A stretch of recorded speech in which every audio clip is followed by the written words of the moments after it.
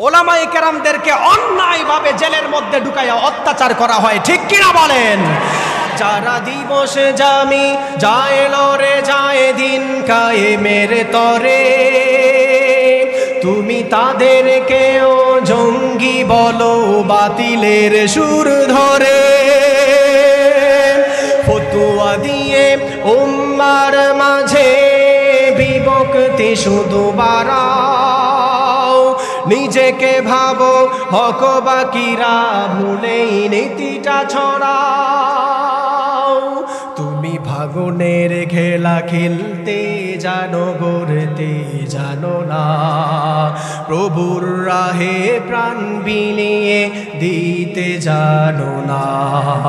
কেমন মুসলমান তুমি একটু বলো না, কেমন তোমার ঈমান একটু বলো না। তুমি মিসওয়াক করা ফজিলত জানো, কথা বলার আগে তুমি সালাম দেওয়া মানো। শুধু হক কথাটা উচ্চ স্বরে বলতে পারো না, অন্যায় দেখে বারুদ হয়ে জ্বলতে পারো না। কেমন মুসলমান তুমি একটু বলো না, কেমন তোমার ঈমান একটু ভাবো না। তুমি যেই কালিমার দাওয়াত দিলে বুকে টেনে তোলে, দেখো সেই কালিমার দাওয়াত দিয়ে কত জন আজ জেলে। তুমি যেই কুরআনের ওয়াজ করলে হাদিয়া তোহফা মেলে, দেখো সেই কুরআনের ব্যাখ্যা লেখে কেউ ফাঁসিতে ঝোলে। তুমি দুনিয়ার মোহে জীবনের মায়া ছাড়তে পারো না, প্রভুর রাহে প্রাণ বিলিয়ে দিতে জানো না। কেমন মুসলমান তুমি একটু বলো না, কেমন তোমার ঈমান একটু ভাবো না, ঠিক কিনা বলেন? এরপরেও যারা কোরআনকে নিয়ে ছিনিমিনি খেলেন তাদের এই অবস্থা দেখেন। আল্লাহ কি বলেন, আমি কোরআনটা নিয়ে বলি। কোরআন সারা পৃথিবীর মধ্যে সবচাইতে দামি হওয়ার তৃতীয় নাম্বার কারণ হচ্ছে there is no contradiction between the holy book Quran and science. কোরআন এবং বর্তমান বিজ্ঞানের মধ্যে কোনো দ্বন্দ্ব নেই। বিজ্ঞান যত উন্নত আর বিকশিত হচ্ছে, কোরআন বোঝা মানুষদের তত সহজ হয়ে যাচ্ছে। সুবহানাল্লাহ পড়েন। For example, how the universe was created, এই দুনিয়া কিভাবে সৃষ্টি হলো। স্টিফেন হকিং একটি বই লিখেছেন, যারা জেনারেল লাইনে পড়াশোনা করেন বুঝতে পারবেন, a brief history of time from big bang two black hole. এই বইয়ের মধ্যে তিনি তুলে ধরেছেন, আপনারা যে কোরআন পড়েন না, ওলামায়ে কেরামদেরকে গালি দেন, মাদ্রাসা করলে ব্যাংকের ছাতা বলেন, আপনারা যারা কোরআনকে মানেন না বলেন হুজুররা কিছু জানে না, আলোচনাটা তাদের জন্য একটু শোনেন। স্টিফেন হকিং এর বিগ ব্যাং থিওরির মধ্যে গত 200 বছর আগে মানুষদেরকে জানাইছেন এই দুনিয়া সৃষ্টি হয়েছিল সর্বপ্রথম একটা গ্যাসীয় কণার মতো ছিল। কোনো একটি ব্লাস্ট হওয়ার কারণে সারা পৃথিবীর আসমান জমিন সবকিছু আলাদা হয়ে গিয়েছে। আপনি তাদের কথা শুনে বড় বড় লাভ দেন আর হুজুরদেরকে মূর্খ বলে গালি দেন, মাদ্রাসাকে ব্যাংকের ছাতা বলে গালি দেন। আপনারা শুনে যান, আপনি শুনলে অবাক হবেন। There is no contradiction between the holy book Quran and science.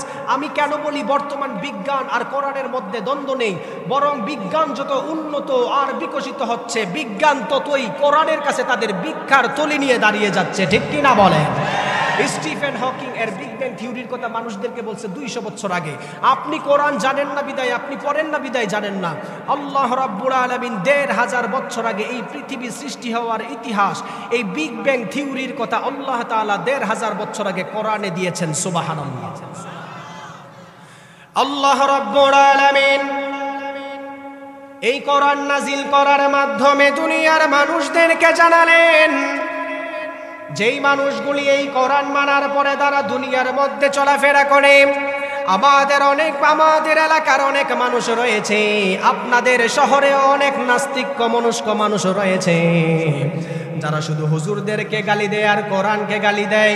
আপনি যে বিগ ব্যাং থিওরি নিয়ে বড় বড় আলাপ করেন, আপনারা তো মাত্র বিজ্ঞান উন্নত হওয়ার কারণে 200 বছর আগে জেনেছেন, অথচ আল্লাহ রাব্বুল আলামিন 1000 বছর আগে এই বিগ ব্যাং থিওরির কথা সূরাতুল আম্বিয়া এর 30 নম্বর আয়াতে মানুষদেরকে জানালেন। আল্লাহ রাব্বুল আলামিন বলেন, আওয়ালাম ইয়ারাল্লাযীনা কাফারু আন্নাস সামাওয়াতি ওয়াল আরদা কানাতা রাতকান ফাফাতাকনাহুমা। আল্লাহ রাব্বুল আলামিন এই আয়াতের মধ্যে দুনিয়ার মানুষদেরকে জানালেন, যারা দুনিয়ার মধ্যে কুফরি করে তারা কি একবারও চিন্তা করে দেখে না দুনিয়ার সব কিছু একত্রিত ছিল, আমি আল্লাহর অর্ডারের কারণে সব কিছু আলাদা আলাদা হয়ে গিয়েছে। সুবহানাল্লাহ। এই কথাটাকে ক্লিয়ার করার জন্য আল্লাহ রাব্বুল আলামিন কোরআনুল কারীমের সূরাতুল হামিম আস-সাজদার মধ্যে বিগ ব্যাং থিওরির কথা আরো সুন্দর করে বললেন, সুম্মাস্তাওয়া ইলাস সামাই ওয়া হিয়া দুখানুন ফাকালা লাহা ওয়ালিল আরদি ইতিয়া তাওআন আও কারহা ক্বালাতা আতাইনা তাইঈন। যারা দুনিয়ার মধ্যে সায়েন্স নিয়ে বড়াই করেন তারা একটু কান দিয়ে আমার আলোচনাটা শোনেন। বিগ ব্যাং থিওরি মাত্র 200 বছর আগে মানুষদের সামনে প্রকাশ হয়, অথচ 1000 বছর আগে সূরাতুল হামিম আস-সাজদার মধ্যে রব্বুল আলামিন কত সুন্দর করে মানুষদেরকে জানালেন সব কিছু একত্রিত ছিল, আমি আল্লাহর অর্ডারে ইচ্ছায় অনিচ্ছায় সব কিছু আলাদা আলাদা হয়ে গিয়েছে। সুবহানাল্লাহ। কোরআন সারা পৃথিবীর মধ্যে সবচাইতে দামি হওয়ার তার 3য় নাম্বার কারণ হচ্ছে there is no contradiction between the holy book Quran and science. তার আরেকটা উদাহরণ দেই, শুনেন। এই যে মুরব্বী যারা আছেন আপনাদের সবাইকে বলতেছি, শোনেন। আমাদের 2 হাতে আঙ্গুল আছে কয়টা? আরেকটু জোরে বলেন। 10টা। আপনি যে নিজের সন্তানদেরকে, আপনি যে নিজেকে মুসলমান দাবি করেন, আপনি যে মাদ্রাসাকে গালি দেন, আপনার তো একটু জানার দরকার ছিল আমাদের 2 হাতের আঙ্গুলে আল্লাহ 10টা আঙ্গুল দিছে, 2 পায়ে 10টা। আমরা যারা ক্ষেত জমি ক্রয় করি আমাদের ফিঙ্গারপ্রিন্টের দরকার আছে না নাই? আপনি জানলে অবাক হবেন, 1856 সালে উইলিয়াম হার্সাল নামের একজন ব্রিটিশ বিজ্ঞানী মানবদেহের উপর রিসার্চ করে মানুষদেরকে জানাইছে 1856 সালে যে আপনাদের ফিঙ্গারপ্রিন্ট আছে। এর আগে মানুষ জানতো না। আপনি জানলে অবাক হবেন, আল্লাহ রাব্বুল আলামিন 1500 বছর আগে এই কোরআনের মধ্যে ফিঙ্গারপ্রিন্টের তথ্য মানুষদেরকে দিয়েছেন। সুবহানাল্লাহ।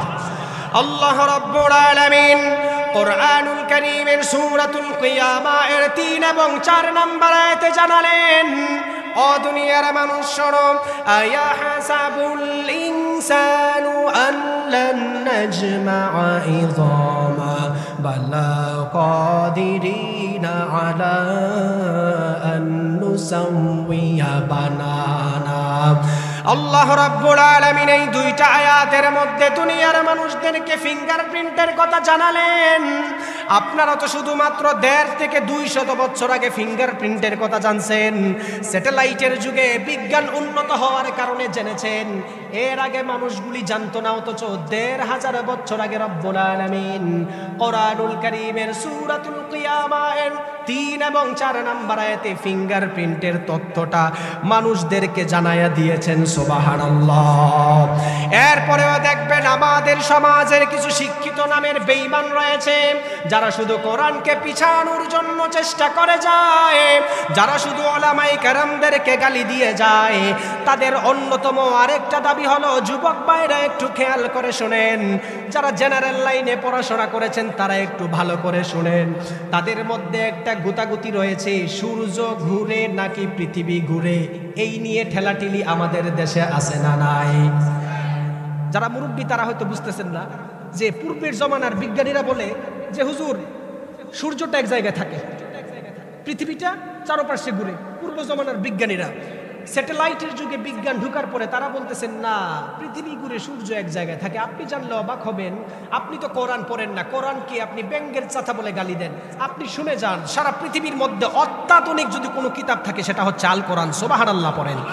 আল্লাহ রাব্বুল আলামিন 1500 বছর আগে কোরআনুল কারীমের বিজ্ঞানময় সূরা সূরাতুল ইয়াসিনের মধ্যে এই সূর্য ঘুরে নাকি পৃথিবী ঘুরে এর সমাধান আল্লাহ নিজে দিয়েছেন সুবহানাল্লাহ। সর্বপ্রথম টলেমি নামের একজন বিজ্ঞানী বলতেছে সূর্য এক জায়গায় থাকে, পৃথিবী ঘুরতেছে। আবার এরপরে নিকোলাস কোপারনিকাস এসে বলতেছে না, সূর্য এক জায়গায় থাকে, পৃথিবী চারপাশে ঘুরে। বিজ্ঞানের মধ্যে ঠেলাঠেলি আছে না নাই? আল্লাহ কোরআনে কি বলেন দেখেন। আল্লাহ রাব্বুল আলামিন এই কোরআন নাজিল করার মাধ্যমে দুনিয়ার মানুষদেরকে জানিয়ে দিলেন, তোমরা যারা সূর্য ঘুরে নাকি পৃথিবী ঘুরে ঠেলাঠেলি করো, এর সমাধান রব্বুল আলামিন কোরআনুল কারীমের ৩৬ নম্বর সূরা, বিজ্ঞানময় সূরা সূরাতুল ইয়াসিনের মধ্যে জানালেন, ওয়াশ-শামসু তাজরি লিমুস্তাকাররিন লাহা যালিকা তাকদীরুল আজিজিল আলীম ওয়াল কমারা কদ্দারনাহু মানাজিলা হাত্তা আদা কাল উরজুনিল কদীম লাশ-শামসু ইয়ানবাগী লাহা আন তুদরিকাল কমারা ওয়ালাল লাইলু সাবিকুন নাহার ওয়া কুল্লুন ফি ফালাকি ইয়াসবাহুন। সুবহানাল্লাহ পড়েন। আল্লাহ রাব্বুল আলামিন কোরআনুল কারীমের বিজ্ঞানময় সূরা সূরাতুল ইয়াসিনের মধ্যে দুনিয়ার মানুষদেরকে জানিয়ে দিলেন, হে দুনিয়ার মানুষ শোনো, আমি আল্লাহ চন্দ্রকে চলার জন্য আলাদা আলাদা রাস্তা করেছি, আমি আল্লাহ সূর্যকে চলার জন্য আলাদা আলাদা রাস্তা করে দিয়েছি। চন্দ্র কখনো সূর্যের সাথে সংঘর্ষিত হতে পারে না, সূর্য কখনো চন্দ্রের সাথে দেখা করতে পারে না। রাত যেমন দিনের উপর কায়েম হতে পারে না, দিন তেমন ভাবে রাতের উপর কায়েম। আল্লাহ তাআলা এই আয়াতের শেষ দিক দিয়ে সমাধান দিয়েছেন, ওয়া কুল্লুন ফি ফালাকি ইয়াসবাহুন, সব কিছু তাদের নির্দিষ্ট জায়গায় আলাদা আলাদা গতিপথে চলাফেরা করে। সুবহানাল্লাহ। সূর্য ঘুরে নাকি পৃথিবী ঘুরে আমরা কোরআন থেকে প্রমাণ পেলাম। এবার আসেন বিশ্বনবী সাল্লাল্লাহু আলাইহি ওয়াসাল্লামের হাদিস থেকে জানি, বিশ্বনবী সাল্লাল্লাহু আলাইহি ওয়াসাল্লাম একবার আবু যর রাদিয়াল্লাহু তাআলা আনহুকে প্রশ্ন করলেন, ও আবু যর, সূর্য প্রত্যেক দিন পূর্ব দিক থেকে ঘুরে গিয়ে পশ্চিম দিকে কোথায় যায়? আবু যর রাদিয়াল্লাহু তাআলা আনহু এমন সময় আবার নবীকে বলল, গো আল্লাহর নবী, আমার চাইতে আল্লাহ এবং আল্লাহর রাসূল ভালো জানেন। সুবহানাল্লাহ পড়েন। বিশ্বনবী সাল্লাল্লাহু আলাইহি ওয়াসাল্লাম বললেন, ও আবু যর, সূর্য প্রত্যেক দিন পূর্ব দিক থেকে ঘুরে গিয়ে আল্লাহর কুদরতি পায়ে সেজদা দেয়। সুবহানাল্লাহ। এই হাদিস থেকে কি বুঝলেন? সূর্য ঘুরতেছে, সূর্য ঘুরে গিয়ে আল্লাহর কুদরতি পায়ে সেজদা দেয়। আবু যর শোনো, এমন একটা জামানায় আসবে যেই জামানায় সূর্য আর কোনোদিন ওঠার অনুমতি পাবে না, কিয়ামতের আগে পশ্চিম দিক দিয়ে উঠবে। কোরআন সারা পৃথিবীর মধ্যে সবচাইতে দামি, তার তৃতীয় নাম্বার কারণ হচ্ছে there is no contradiction between the holy book Quran and science. কোরআন এবং বিজ্ঞানের মধ্যে কোনো দ্বন্দ্ব নেই। তার আরেকটা উদাহরণ আপনাদেরকে দিই। আপনারা যারা এখানে মুরব্বী চাচারা আছেন বা যারা ইয়াং ছেলেরা আছেন তারা বুঝবেন না। মুরব্বীদের কাছে আমার প্রশ্ন, এই যে আমরা দুনিয়াতে মানুষ অসুস্থ হইলে, আমি কিন্তু খুব জ্বর নিয়ে আপনাদের সামনে আলোচনা করতেছি, আমার ঠিক মতো গলাও বের হচ্ছে না, খুব জ্বর নিয়ে আলোচনা করতেছি শুধু বোঝানোর জন্য। এই যে আমরা চিকিৎসা করি, চিকিৎসা বিজ্ঞান নিয়ে ইহুদি খ্রিস্টানরা যে আমাদেরকে গালিমন্দ করে, এই চিকিৎসা বিজ্ঞানের উৎপত্তি স্থল কোথায় থেকে? আপনি তো মুসলমান, আপনার তো জানার দরকার ছিল আপনার ইতিহাস কি। আমি বয়ানের প্রথমেই বলেছিলাম আজকের এই আলোচনা থেকে আমরা আমাদের অস্তিত্বে ফিরে যাওয়ার চেষ্টা করব। সর্বপ্রথম চিকিৎসা বিজ্ঞান, আধুনিক চিকিৎসা বিজ্ঞান যিনি উৎপন্ন করেছেন, স্পেনের একজন মুহাদ্দিস, যাকে মুহাদ্দিসুদ্দাহার ওয়াল নাহার ওয়াল বাহার বলা হয়, আবুল কাসেম চেহরাবি রহমতুল্লাহ আলাই। আপনাদেরকে একটা নতুন তত্ত্ব দিয়ে যায়, এখানে যদি কোনো ফার্মেসি বা হসপিটাল থাকে তারাও শুনতেছে, যদি ভুল থাকে সরাসরি স্টেজে ধরবেন। এই যে মুরব্বী চাচারা আছেন, আবুল কাসেম চেহরাবি রহমতুল্লাহ আলাই সর্বপ্রথম চিকিৎসা বিজ্ঞানের উৎপত্তি করেছেন। চিকিৎসা বিজ্ঞানের উৎপত্তি করতে গিয়ে উনি দাঁতের ট্রিটমেন্টের উপর ২৫০ যন্ত্র বানাইছেন, বলেন সুবহানাল্লাহ। এবং চিকিৎসা বিজ্ঞানের উপর ৩০ খণ্ড কিতাব লিখেছেন। এখনো পর্যন্ত ইউরোপ আমেরিকাতে যদি মানুষ উন্নত চিকিৎসার জন্য যায়, আমাদের মুসলিম ডাক্তারের কাছে তারা ভিক্ষার থলি নিয়ে দাঁড়ায় দাঁড়ায় সেখান থেকে থিওরি নিয়ে চিকিৎসা করে।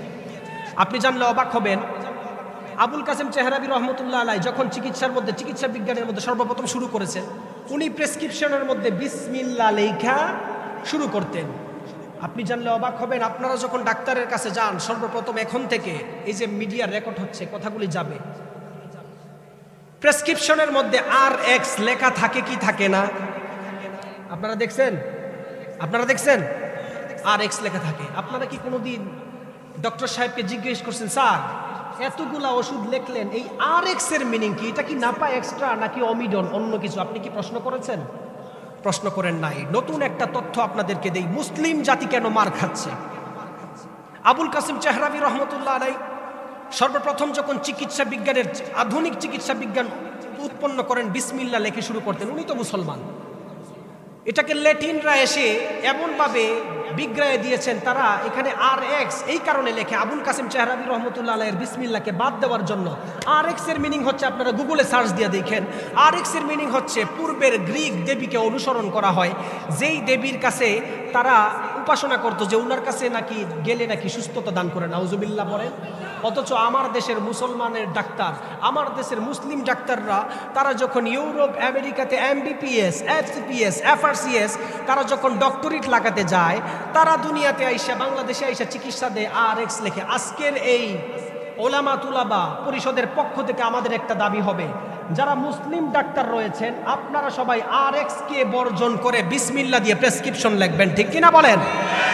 আমাদের জানার দরকার আছে না নাই? আমরা কিভাবে মুসলমান ধ্বংস হয়েছে, কিভাবে আমাদের অবস্থা খারাপ, এটার উদাহরণ দিচ্ছি।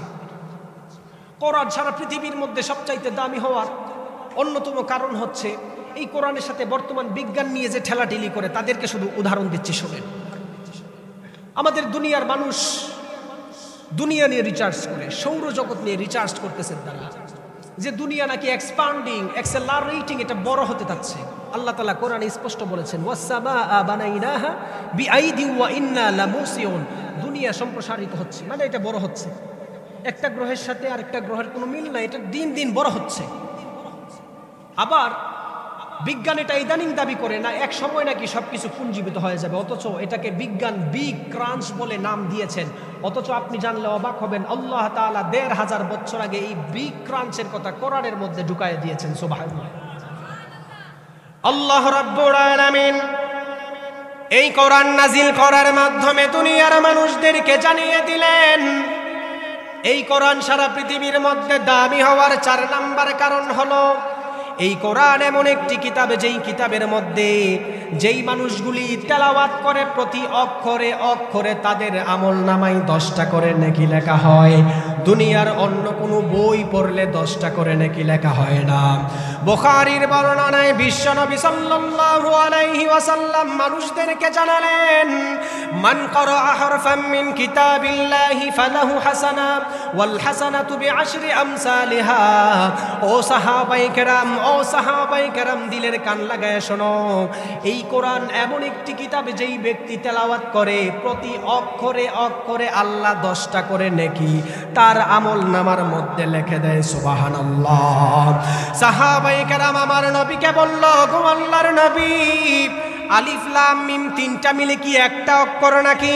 আমার নবী তখন বলল, ও সাহাবায়ে কেরাম শোনো, আলিফ একটা অক্ষর, লাম একটা অক্ষর, মিম একটা অক্ষর। আলিফ লাম মিম পড়ার দ্বারা 30টা নেকি আল্লাহ তাআলা বান্দার আমলনামার মধ্যে লিখে দেয়। সুবহানাল্লাহ। এই কোরআন সারা পৃথিবীর মধ্যে দামি হওয়ার অন্যতম কারণ হলো যেই মানুষগুলি এই কোরআন তেলাওয়াত করে, যেই মানুষগুলি এই তাফসীরুল কোরআন মাহফিলে বসে যায়, তাদের ব্যাপারে বিশ্বনবী সাল্লাল্লাহু আলাইহি ওয়াসাল্লাম দুনিয়ার মানুষদেরকে সুন্দর করে সুসংবাদ দিয়েছেন। একবার বিশ্বনবী সাল্লাল্লাহু আলাইহি ওয়াসাল্লাম সাহাবায়ে কেরামদেরকে প্রশ্ন করে বলল, ইন্না লিল্লাহি আহলিনা মিনান নাস। ও সাহাবায়ে কেরাম, দুনিয়ার মধ্যে আল্লাহর পরিবার কারা? সাহাবায়ে কেরাম বলল, ওগো আল্লাহর নবী, আল্লাহর নবী এবং আপনি এবং আল্লাহ তাআলা ভালো জানেন। প্রশ্ন করেছে দুনিয়ার মধ্যে আল্লাহর পরিবার কারা? সাহাবায়ে কেরাম বলল, আমরা জানি না সেটা কি। আল্লাহর কি কোনো পরিবার আছে? হাদিসটা কিরকম লাগে না? ইন্না লিল্লাহি আহলিনা মিনান নাস। ইয়া রাসূলুল্লাহ, আল্লাহর পরিবার কারা? রাসূল সাল্লাল্লাহু আলাইহি ওয়াসাল্লাম বলতেছেন, হুম আহলুল কোরআন ওয়া আহলুল্লাহি ওয়া খাসাতুহু, এটা দিয়ে আহলে কোরআন না, যারা কোরআন তেলাওয়াত করে, কোরআনকে মানে, কোরআনকে বুঝে, যারা কোরআনের পক্ষে জীবন দেয়, তাদেরকে আল্লাহর পরিবার বলা হয়। সুবহানাল্লাহ পড়েন। কোরআন সারা পৃথিবীর মধ্যে সবচাইতে দামি হওয়ার অন্যতম কারণ হচ্ছে এই কোরআন এমন একটি কিতাব, যেই কিতাব মানুষদের কাছে আসলে ওই মানুষটার দিলের মধ্যে অটোমেটিক শান্তি আসে, অটোমেটিক নূর আসে। সুবহানাল্লাহ পড়েন। আল্লাহ রাব্বুল আলামিন এই কোরআন নাজিল করার মাধ্যমে আরো সুন্দর করে মানুষদেরকে জানালেন, যেই মানুষগুলি অশান্তিতে থাকবে আল্লাহর কোরআন তেলাওয়াত করো, আল্লাহর জিকির করো, তোমাদের কলবের মধ্যে শান্তি দিবে। বিশ্বনবী সাল্লাল্লাহু আলাইহি ওয়াসাল্লাম তিরমিজির বর্ণনায় মানুষদেরকে জানালেন, ইন্নাল্লাযী লাইসা ফী জাওফিহি শাইউম মিনাল কুরআনি কাল বাইতিল খরিব। ও সাহাবায়ে কেরাম শোনো, যাদের অন্তরের মধ্যে কোরআনের লেশ মাত্র কোনো ফোঁটা নাই, তাদের কলবটা হলো কাল বাইতিল খরিব, অর্থাৎ অন্ধকার ঘরের মতো। যেই অন্ধকার ঘরের মধ্যে শয়তান বসবাস করে। এর মাধ্যমেই বোঝা গেল আমাদের সমাজে যারা এই তাফসীরের বিরোধিতা করে, আমাদের সমাজের মধ্যে যারা কোরআনের বিরোধিতা করে, আমাদের সমাজের মধ্যে যারা মসজিদ মাদ্রাসার বিরোধিতা করে, নবীর হাদিস অনুযায়ী ওই মানুষটার কলবটা হলো কাল বাইতিল খরিব, অন্ধকার ঘর। অর্থাৎ তাদের মুখ দিয়ে কখনো উচিত কথা বের হবে না, তাদের মুখ দিয়ে গানের পক্ষে কথা বের হবে, কোরআনের তাফসীরের বিরুদ্ধে কথা হবে। ঠিক কিনা বলেন? ওই মানুষদেরকে আবু জাহেলদের সাথে তাদেরকে হাসরের ময়দানে দাঁড় করানো হবে।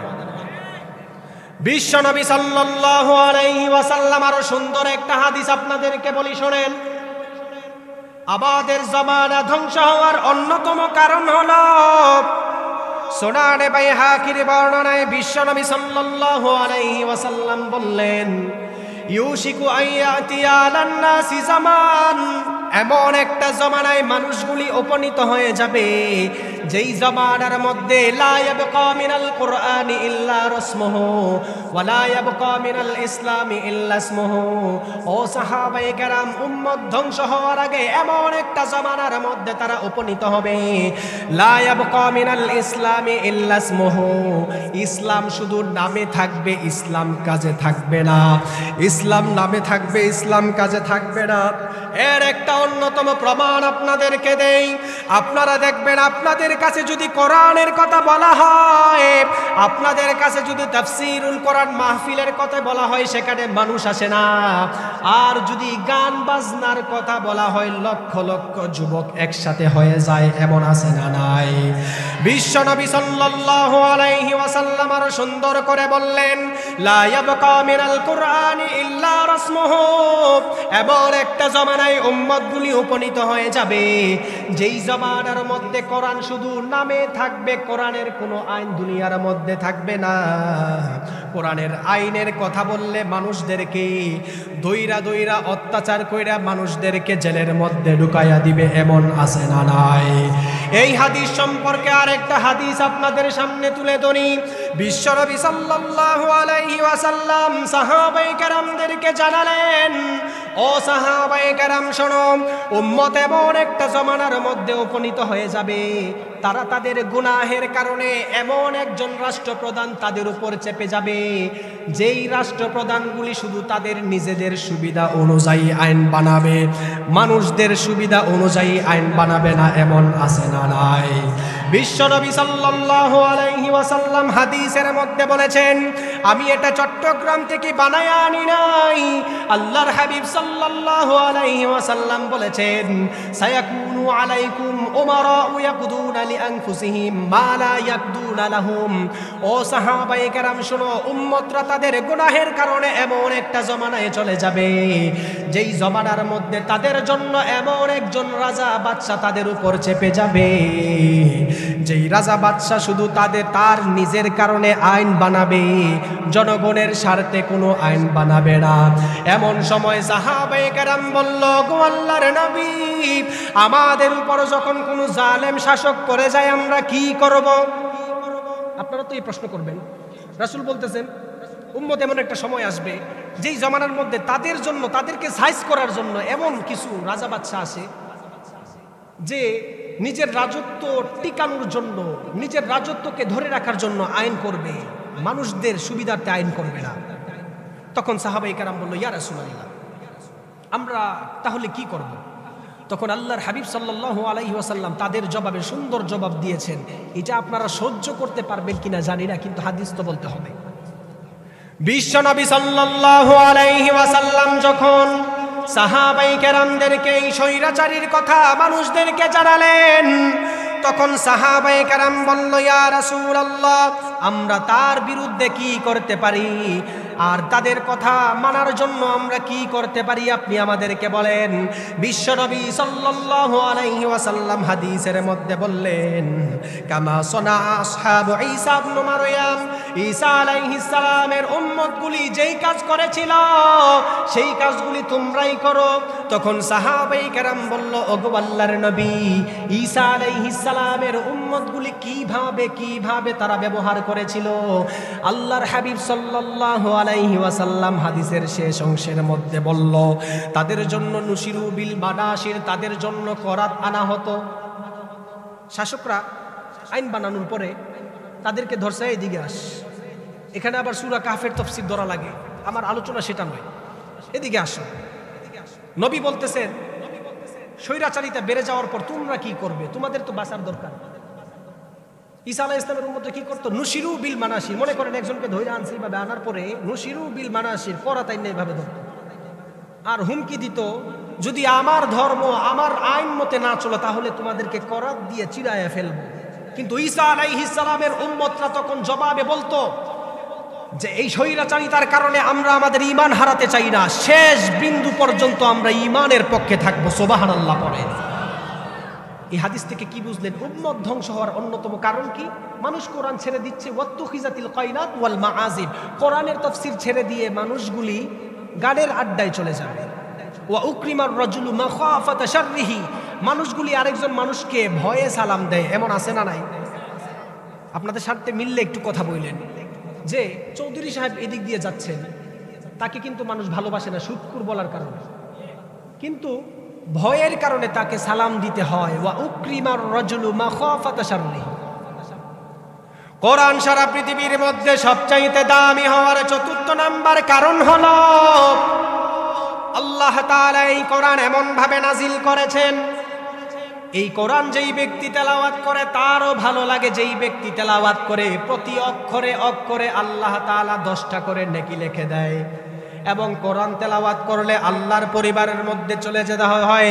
কোরআন সারা পৃথিবীর মধ্যে 5 নাম্বার, সারা পৃথিবীর মধ্যে দামি হওয়ার 5 নাম্বার কারণ হলো আল্লাহ তাআলা এই কোরআন নাজিল করার পরে কোরআনের মধ্যে চ্যালেঞ্জ দিয়ে মানুষদেরকে বলেছেন, এই কোরআনের মধ্যে একটা কোনো ভুল ধরা যাবে না।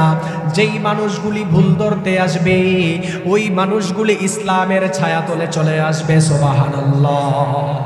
কোরআন সারা পৃথিবীর সবচাইতে দামি হওয়ার তার 5 নম্বর কারণ হচ্ছে এই কোরআনের মতো অন্য কোরআন বানানো সম্ভব না, কোরআনে ভুল ধরা সম্ভব না। আপনি জানলে অবাক হবেন, ফ্রান্সের প্রেসিডেন্ট ফ্রাঁসোয়া মিত্রার কাছে প্রফেসর ডক্টর মরিস বুকাইলি তিনি আবদার করেছেন যে মুসলিম ধর্মের মানুষরা বারবারে বলে ফেরাউন নাকি পানিতে পইরা মারা গেছে।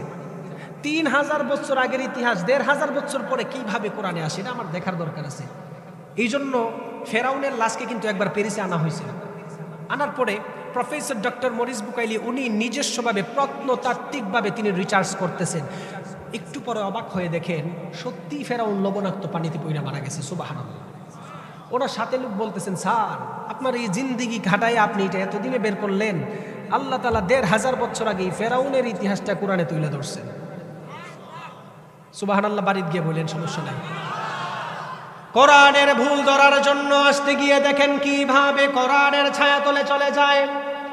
প্রফেসর ডক্টর মরিস বুকাইলির মনে সন্দেহ ঢুকে গেল। তিনি কোরআনকে তার মাদার ল্যাঙ্গুয়েজে ট্রান্সলেট করে তিনি চিন্তা করলেন কোরআনের মধ্যে কোনো ভুল ধরতে পারেন নাই। এরপরে তিনি চিন্তা করলেন না না, নিজের ল্যাঙ্গুয়েজে কোরআন পড়লে চলবে না, কোরআনকে ইংলিশ ভাষায় ট্রান্সলেট করে কোরআন পড়তে হবে। তিনি ইংলিশ ভাষায় ট্রান্সলেট করে কোরআন পড়ার পরে কোনো ভুল ধরতে পারেন নাই।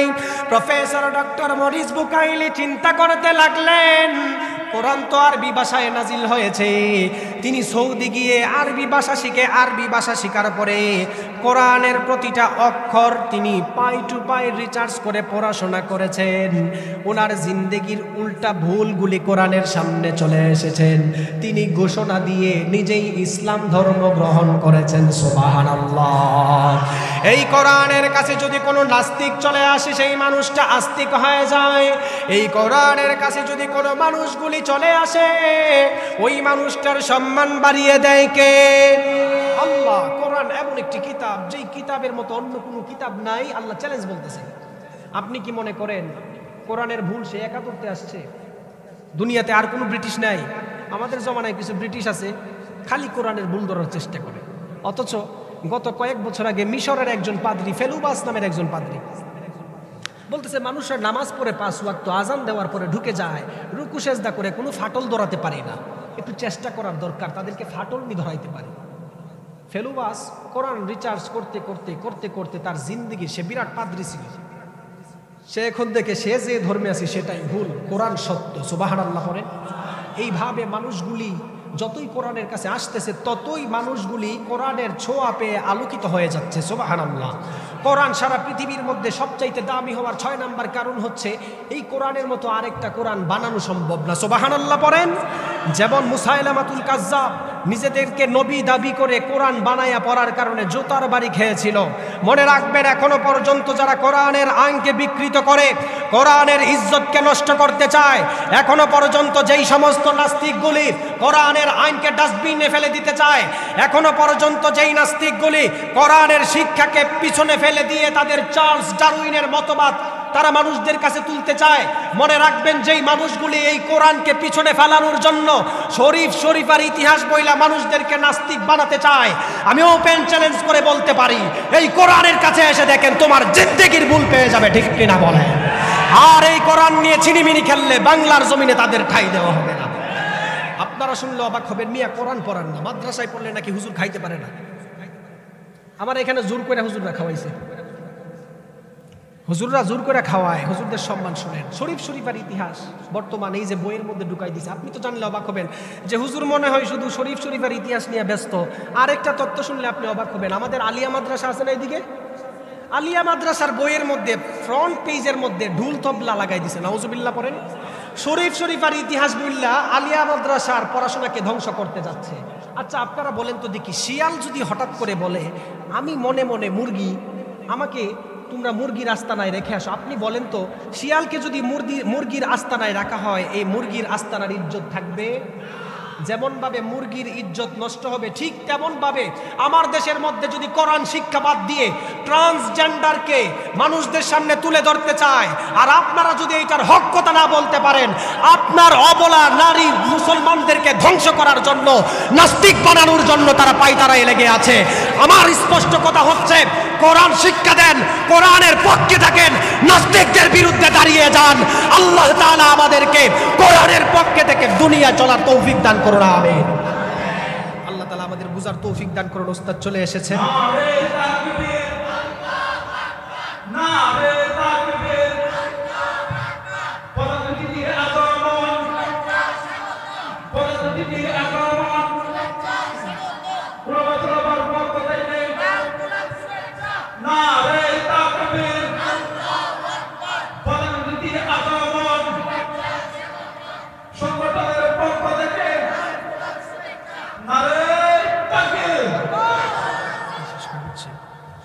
তো যাই হোক, ওলামায়ে কেরাম উপস্থিত, আমাদের ব্রাহ্মণবাড়িয়ার মুরব্বী, ওনাদেরকে রেখে আলোচনা করা বেয়াদবি। আমি আপনাদের কাছে কোন কনসেপ্টটা পৌঁছানোর জন্য চেষ্টা করেছি আশা করি আপনারা বুঝেছেন। কোরআন শিক্ষা দিলে মানুষ নাস্তিক হয় না, কোরআন শিক্ষা দিলে মানুষ গুমরা হয় না, কোরআন শিক্ষার সাথে লেগে যায়